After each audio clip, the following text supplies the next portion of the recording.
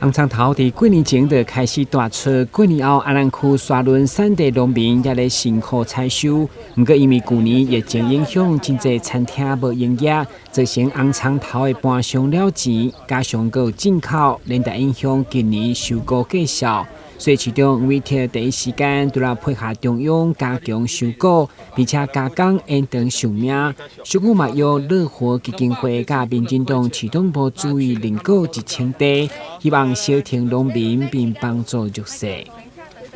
我们要拿出具体的方式，第一，要请中央配合地方加强收购农民的红葱头，然后拿去加工，因为加工之后成为红葱酥，它的这个保存期限可以拉长，延长了它的销售的寿命。第二，我们也抛砖引玉，今天谢谢我们台南市党部潘主委，还有市党部的各位同仁，能够出手收购1000袋的这个红葱头，然后希望大家一起跟进，来这个购买。这个你可以看到这个红葱头非常漂亮，所以说真的是今年的品质更胜于往年，所以可以让这个你在家里烹调的时候，加上这个红葱头，一定是味道非常美。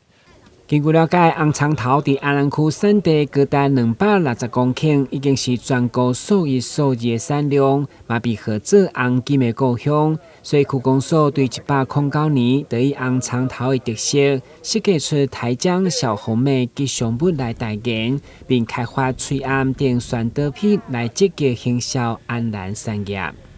假日呢，就是我们安南区的人就是非常的勤劳。那假日他必须到他们家的葱田去帮忙剪葱，所以里面呢放的就是剪葱的这些工具，